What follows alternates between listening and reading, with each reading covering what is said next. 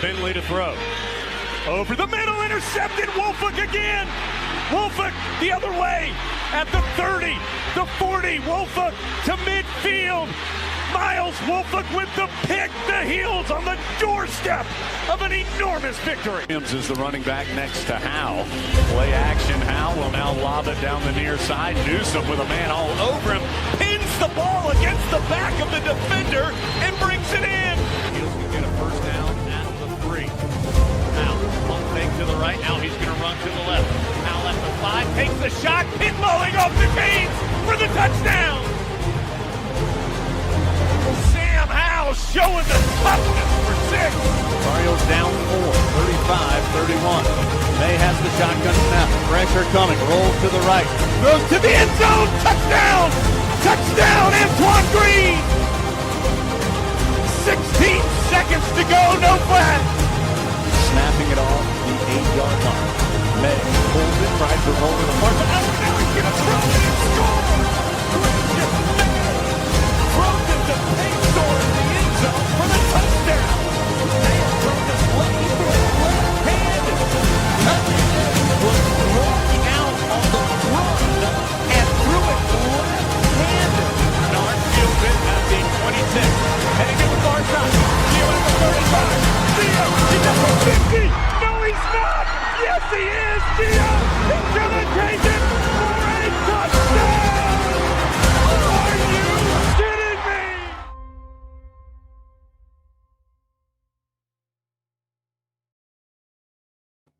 What's going on, guys? Welcome into another edition of the Heel Tough Vlog podcast. It's your host, Anthony Pagnotta, here with you guys, as always, coming at you live on a Thursday night. And that means that it is the first day of Tar Heel practice when it comes to fall camp.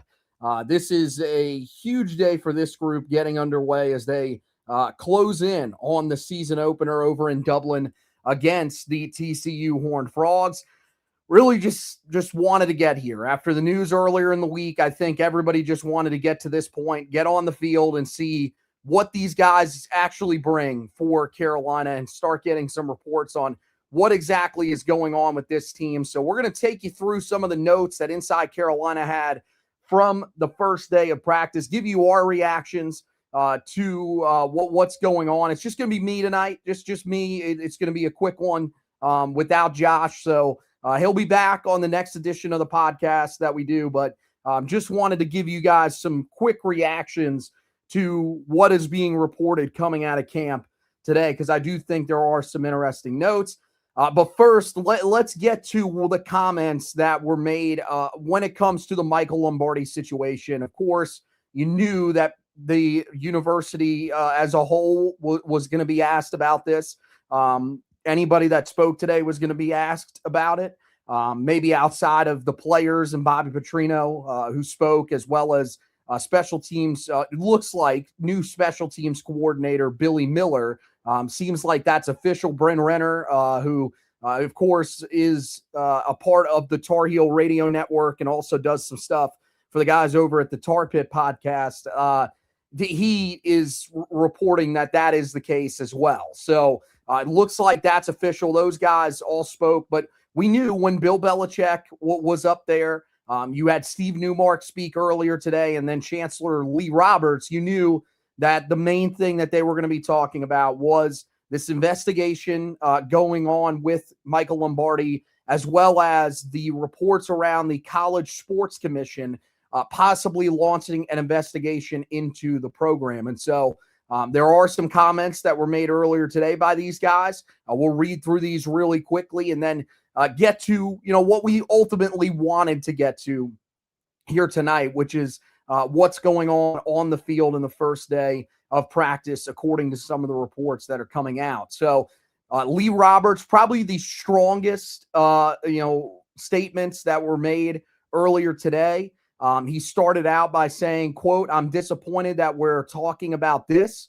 We should be focused on our student athletes and our success on the field and all the wonderful things that happen at this university every day, providing opportunities for students from every nook and cranny of North Carolina. And so it's distressing to me and everyone in the administration entrusted with leadership at this remarkable university that this is something that we have to spend time on. He also talked a little bit more in depth about the investigation. He said, quote, with respect to football, we learned that of some concerns last week. We put Michael Lombardi on administrative leave, as you know. We began an investigation. If something has gone wrong, we want to know about it. If something needs to be fixed, we will be sure to fix it. There is a standard of excellence here that all of us are entrusted with and adhering to. I think this was really what you wanted to hear from the administration. You wanted to hear that, look, we're conducting an investigation. We're going to go about it the right way, and we're going to make sure that we find out anything that we need to find out here. I thought that was kind of the perfect statement from a guy in Lee Roberts who I've been relatively critical of. I think we'll see ultimately what ends up happening, but I think that's basically what you wanted to hear from them. New athletic director Steve Newmark expressed a similar mindset in terms of the situation when he spoke on Thursday. He said, quote, "We're going to let that process play out.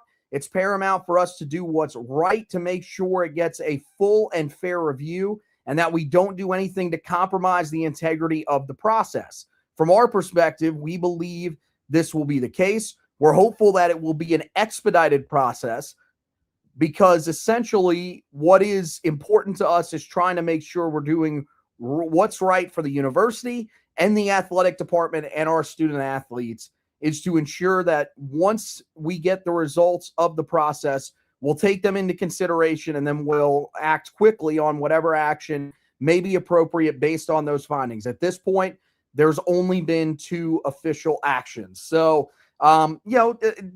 didn't love the thing about, hey, we're hoping that it's an expedited process. I mean, look, it doesn't matter how long this takes. You need to make sure that you do a thorough investigation. I think that's basically what he's saying there. But, what people are probably going to take from it is that he's saying, hey, they're trying to speed through the process, just get this over with. I think, this is exactly what you were hoping to hear from him too, is that, hey, we're going to do everything that we need to do to take these, allegations very seriously, do the investigation that we need to do, and then hopefully we can move on quickly enough throughout the season so that, maybe the focus can be on the field as opposed to whatever is going on off the field, which, that's been one of the biggest issues that Carolina has had with this Bill Belichick regime, is that it seems like all of the focus is really on what's going on off the field as opposed to the student athletes on the field. We're hoping that, yes, this is going to be something that we don't have to deal with deep into the season. But at this point, I think the most important thing is that you let this process play out and figure out what exactly happened here and why it happened, and make sure that it is corrected if it is something that needs to be corrected. Bill Belichick really didn't say much at all on it. Said that the program is, quote, working through some things when it comes to the responsibilities for Michael Lombardi. He also did say that it is a day-to-day process, so not much going to come from Bill Belichick. That's not really shocking. We don't get much from him to begin with, and especially on a situation like this where they really can't comment on much. It's not shocking that he doesn't really give us much there. So that was what was said when it comes to that angle. Both Belichick and Newmark, had a chance to discuss the College Sports Commission possibly launching an investigation into the program. Neither one of them decided to comment on that. Both declined. You get the reports later in the day from Pete Nakos that really this is not something that is currently active right now. I think there were a lot of people that were wondering, based off of the reporting from Pablo Torre as well as The Athletic. Seems like The Athletic a little more accurate when it comes to that side of things. Not shocking. With Pablo Torre, I think everything at this point you kind of take with a grain of salt. He is not nearly as locked in as I think he thinks he is when it comes to this kind of stuff. But NACOS reported that the CSC is currently not investigating the program, but that the compliance and enforcement entity that oversees NIL has been asking questions about, quote, the dealings and Michael Lombardi. So not sure exactly what that means. I guess they're looking into some of the NIL deals that Carolina has been, giving some of these student athletes here over the last couple of years, or over the last year or so. I think that's going to be really interesting to see if they find anything with that. But I don't think this is going to be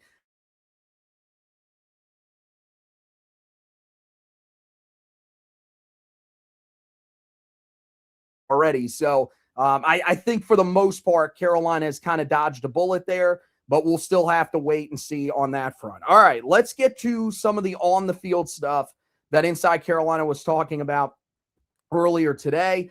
They got a look at the open practice. Really, it looks like the majority of what they got to look at was the offensive side of the ball. You do have a couple of different notes that I think were very interesting to start off with. Of course, the first one, Miles O'Neal, taking the first reps at quarterback. Everybody's going to overanalyze this, I think, and say that this means that Miles O'Neal is going to be the starter for Carolina. It's the first day of fall camp. I think him and Billy Edwards probably neck and neck in this battle. And so I would not be shocked if, this is what you see them switching on and off as they did a lot during spring practice at the position, taking the first team reps. Also wouldn't shock me if, either Bill Belichick, Bobby Petrino trying to sort of mislead the people that were out there covering things just a little bit by throwing him out first and making people believe, maybe there is a leader in the clubhouse. He said, when he spoke at media days that, hey, they're all four quarterbacks are going to get an opportunity in this race. I don't believe that. As I said, I think this is a 2-quarterback race at this point. Maybe I am sleeping on the other two guys. I love the upside and potential of a guy like Travis Burgess, and love the grit and fight that a guy like Arturi Newkirk shows. So you can't completely rule him out or rule either one of those guys out. But I would be shocked if it's not Billy Edwards or Miles O'Neal. But yeah, Miles taking the first team snaps earlier today. Again, these are just through drills. They did not, as far as I can tell, see any 11-on-11, 7-on-7 stuff even. I think a lot of that stuff they're going to make sure is shut off to the media, especially with the limited windows. Doesn't seem like it was as limited as it's been in the past. It seemed like there was a little more time for the media today. But I do think that they are going to, try to keep everything under wraps a little more. Now, one thing that was noticed by the guys over at Inside Carolina was that they are taking a lot more shotgun snaps. Do like to hear that. Do like to hear that you're going to see a much more modern offense. I get it. You like to be able to go under center. That's certainly something that I think you value. But at the same time, you've got to be able to have quarterbacks operate in the shotgun, run some more modern schemes than you ran a year ago. And so it is encouraging that you are hearing that or we're seeing reports that is what is happening, and that Bobby Petrino is doing a lot more of that with this year's group. I think that's going to make things a little bit easier. I mean, you're talking about quarterbacks that, for the most part, probably haven't been under center the majority of their high school careers. And so last year, I think that made things even more difficult on a guy like Gio Lopez to have to adjust to that. You saw how much Carolina utilized that early in the season. And that was part of the reason that Carolina sort of stumbled out of the gate. So maybe it's something that we do see more of as the season goes along, but maybe out of the gate, it's been advised by Bobby Petrino that, hey, let's utilize the shotgun a little bit more. Let's allow these guys to sort of settle in, and then we can run some of that stuff. The other interesting thing that I saw in terms of what order guys were going in was Ben Hall being the guy that took the snaps at running back or took the first reps at running back through most of the drills. That was what Inside Carolina said. Find that interesting. He's a guy that I looked at and I thought, yeah, I mean, if Carolina, uses him again this year, I think you're hoping that it ends up being a breakout year for him. But majority of the time, you would like to use Damon June, Caleb Jackson, guys that were raved about back in the spring. Didn't hear as much about Ben Hall, but didn't hear bad things. But at the same time, didn't hear as much about him. I think it's definitely telling, and he's looked at as a leader. I mean, he's a guy that was one of the player interviews earlier today. I think that's probably significant. That probably shows you that he's someone that's taken a little bit of a leadership role, maybe during the summer practices, and probably is being rewarded for that. And so we'll see. I think that's one of the position rooms where we haven't really talked about it as much as some of the other battles that are going on. Probably one of the more interesting battles on the roster are for running back snaps. Just how many do guys get in the opener? I think it's more than possible that Damon June, a guy who last year was the number one running back, I would have him as the number one running back. I think he is going to be or should be the number one running back when Carolina gets over to Dublin based on what he did last season.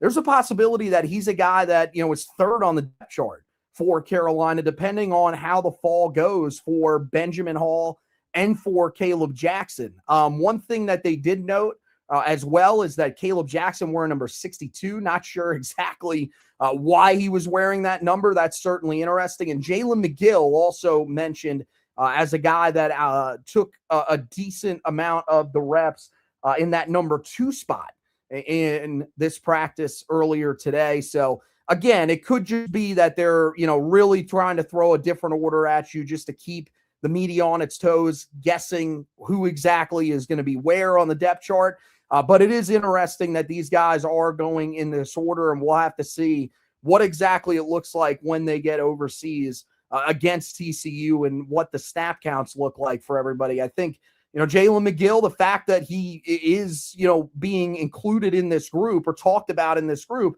I think that is encouraging, as you're hoping he's going to be a guy that can provide maybe a little bit more explosion than some of the other guys that Carolina has had in that backfield in the past year and a half under Bill Belichick. Offensive line was also something that was pointed out by Inside Carolina. The opening 5 from right tackle to left tackle. You had or from left tackle to right tackle is Jordan Hall at left tackle, Andrew Threet at left guard, Christo Kelly at center, Aiden Banfield at right guard, and Jaquan McRoy at right tackle. This not really shocking on the interior. We know that Threet is going to be the guy at left guard. It appears that's the position that he played at Charleston Southern. We know Christo Kelly is going to be given the first shot at center. We'll see what exactly it turns out to be after, not a stellar start to what we saw from him in the 16 snaps that he played to begin last season. And then Aiden Banfield at right guard. He is going to make that move there, being counted on as one of the best players for Carolina in the trenches this season. The guy on the offensive line, I think, coming into the year. So those guys all stay put from spring. But what's notable is Jordan Hall now in there at left tackle, and Jaquan McRoy, the transfer from Arkansas, now in there at right tackle. McRoy, of course, has the relationship with Bobby Petrino, was at Arkansas last year. So that's interesting. That one not nearly as shocking to me. I think Jordan Hall is the one that stands out because, with Trey Blue, I would think that he's the guy that was there in the spring. If there is any sort of, potential for him to be the guy, then I think you would roll with him because we already saw what Jordan Hall was last year. And maybe I'm underscoring it. Maybe he had an offseason to get better. I definitely think that, this is somebody that you're hoping is going to be able to build off of what he did in the spring in Trey Blue and potentially take over that job unless Jordan Hall is made major strides. I think that's the thing that's going to be very interesting there. So then the secondary unit from left to right would be Trey Blue at left tackle, Rowan Byrne at left guard, the transfer from Clemson. This one's interesting. Will Conroy, the true freshman at center, Brandon Hobati, the transfer from West Virginia at right guard, and Aiden Buchanan, who of course started the opener last year at right tackle. With this group, I think it's going to be very interesting to watch the tackles. I think there's a good chance those guys get rotated in the first game of the season. I think that's going to be really interesting to monitor. What exactly those reps look like, but I think that's going to be a work in progress. And that's the thing that concerns me about the offensive line, is that we know, hey, it's the worst thing that you can have is issues on the interior of the offensive line and pass protection.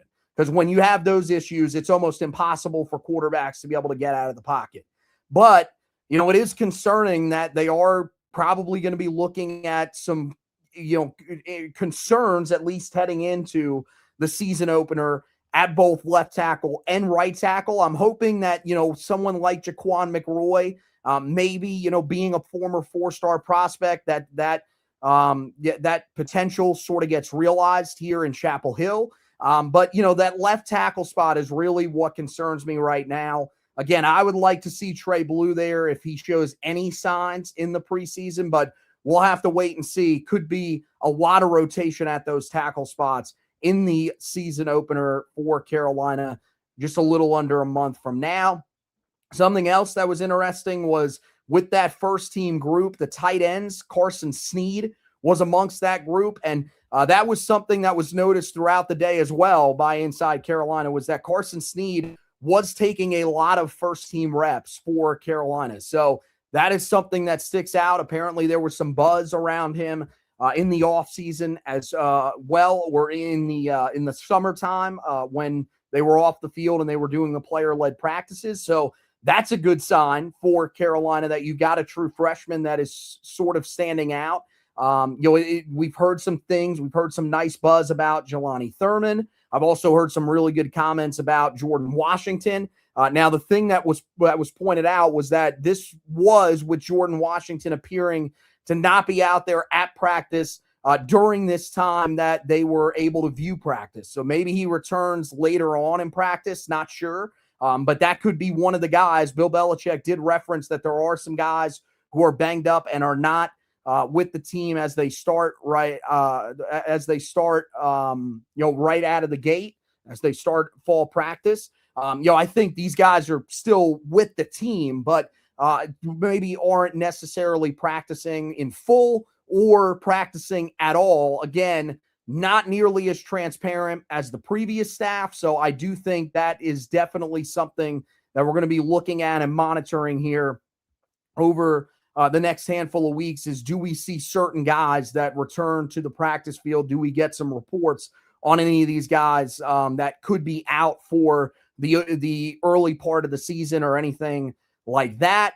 I think those are certainly some interesting things that will be noted throughout. Really, outside of that, I think there were, a lot of talks about, Caleb Jackson being a guy that, why wasn't he necessarily being talked about nearly as much in the first day of fall camp as he was in spring practice? Didn't really clarify that, but the one thing that they did clarify is that Damon June looks pretty light compared to what he was last season. Looks like he's lost some weight and is definitely a guy that is going to be, talked about as, be maybe having a little more burst this year. We talked about that, finding guys that have a little more burst that can create some of those explosive plays for Carolina in the backfield. One thing that they did say about Caleb Jackson, I think by what they're phrasing it here, I think they're saying that he looks about 20 pounds heavier than he was when he was there back in the spring. Not sure that's exactly what they're looking for with him. So certainly interesting there. They also mention some of the freshman receivers. CJ Sadler looked good today. Keon Chapman, Carnell Warren, you can see their length and the build that they have on them definitely standing out. So that certainly is something that's really interesting. Be interested to see how much those guys factor in right out of the gate. I think that's going to be one of the things that I'm going to be interested in, because I really do think there are guys with a lot of skill in that room. Chemistry Young, a guy that wasn't even mentioned, but was going through some of the receiver drills and was towards the front of some of those receiver drills as well. I think he's another guy that is really going to have a chance to make a contribution this year if he can prove that he can win downfield. These freshman receivers are certainly going to be interesting in a room that, outside of the starters, when you look at guys like Jordan Shipp, Mason Humphrey, and Trek Kekauna, there really are some questions about what the rest of the depth chart ends up looking like. There's a feeling that there's talent there, but what exactly does the rest of the depth chart look like? I think that's going to be really interesting to see that play out over the first few weeks. We saw, it didn't take long for a guy like Madrid Tucker to get in there last year. Shenard Clower, I think he was the one that actually got involved a little bit earlier than Madrid Tucker, if I'm remembering that correctly, in that game against Central Florida. That's really the first time we saw Shenard Clower, and much lower rated player coming out of high school. So again, this year, I think it's going to be a little bit different. They've had more time to evaluate these guys, but I don't think they're going to be afraid to turn to the freshmen that they brought in this class that they really value and feel like are going to be big parts of what they do. So, the only other notes that I saw that were interesting, redshirt freshman Byron Nelson was under center for a handful of first-team reps. That's certainly something that's interesting. We've talked about some of the guys that could take snaps at center. I heard during the summer that there was some talks of a guy like Jonah Rodriguez being able to take snaps there with some of his versatility. But Byron Nelson, that's something that I've seen over the last couple of days that would make me believe that he is going to be a factor potentially at center for Carolina if there are some struggles from a guy like Christo Kelly. Also, did have the news that Inside Carolina passed along on Peter Pasansky, who is a guy that has already shifted from the defensive line to the offensive line. Now, it appears that he's working with the tight ends and could be a fullback this year in a similar role to Henry Martello, who is also on the roster and listed as a fullback. So we'll have to see what exactly his role is going to be. I think at this point, a guy that, they've been moving around trying to find a perfect position, just don't know how involved he's ultimately going to end up being. But those are the notes from the first day of camp. Very interesting stuff that Inside Carolina had put up. Great coverage from those guys over there. Make sure you go and check their coverage out. Greg Barnes, Spencer Haskell, Tommy Ashley, Jack Morris, all those guys did a great job covering the first day of camp. So just wanted to give you guys my reactions to some of that. Again, if you're just joining us really quickly, I think the thing that everybody wanted to talk about was the quarterbacks and the order that they went in. Miles O'Neill getting the first snaps. And then from there, you had Billy Edwards, Arturi Newkirk, and Travis Burgess. Don't think that this means that this is the way that things are going to shape up on the depth chart based off of what we saw today. But I do think that it shows you that, first of all, there is probably some separation between O'Neill and Edwards. I think those guys are the favorites coming in. That's why they went 1-2. I would read maybe into that, but in terms of the orders with, Newkirk going ahead of Burgess, I don't think that means that Newkirk is necessarily ahead of him, and I don't think that means that Miles O'Neill is going to be the guy that's going to take those first snaps against TCU. Same thing at the running back position. Don't think you can read that much into it. Just know that you're probably going to have to be on your feet in that opener, and there's a chance that we could see those running backs being rotated a lot in that season opener. As much as, I'm not going to love that. I think it's more important that the team finds some continuity as they go throughout the season, as opposed to that first game of the year. No, that's one of those games where it is sloppy enough where if you are rotating, it's not necessarily the worst thing, but I think that's something that you're going to want Carolina to sort of have nailed down, hopefully by the time that they get to that Clemson game on September 19th. And the same thing over at those tackle spots with some of the rotation that we could see there. But that's going to wrap it up for this edition of the podcast. Guys, make sure you head over to the website, heeltoughblog.com. Got the update on, the Michael Lombardi situation, from in terms of what they were saying. So make sure that you guys go back and check that out. We got that report in there as well from Pete Nako. So all of the latest information on what's going on with Michael Lombardi's situation from the mouths of the guys that spoke today. And then the report on what's going on with the CSC and their involvement on campus and with the Tar Heel football program, or lack thereof, here as, we saw reported earlier today. So make sure that you guys go back and check that out. Of course, also go back and check out those position previews, guys, the in-depth position previews where we break down every position, talk about all of the guys that could factor in at all of these different positions. And also make sure you check out our projected depth chart article that we put up earlier today. That is my projection for what the depth chart is going to look like in the season opener. Strictly my opinion. Nothing, just some of the, based off of some of the nuggets that we've heard and everything like that throughout the, off season and back into the spring. That was put out before any of the notes came out today. So make sure that you guys go back and read that for us. We would greatly appreciate it. On any other news that comes out around camp, we will, of course, have you covered both on the website and over on and here on the Heel Tough Blog podcast. Guys, make sure you go over, subscribe to the YouTube page for us. We would greatly appreciate that. We're trying to get to 1,000 before the season starts or early in the season, so please help us out with that. Again, just search the Heel Tough Blog in the search bar on YouTube. Go to the channel and make sure you subscribe. And if you want to, make sure you watch the podcast over there. It's a great viewing experience for you guys. And you can catch up on all of our different editions right there on our YouTube page that we've been doing here recently. Also, get the Four Corners editions of the podcast, that podcast over there as well. Got another one coming up for you guys.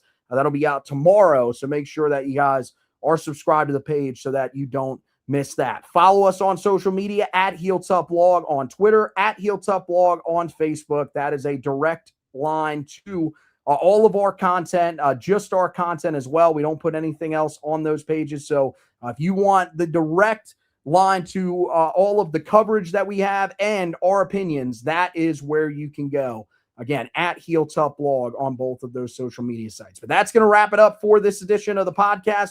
Want to thank you guys for watching and listening to this edition of the podcast. And as always, go Tar Heels.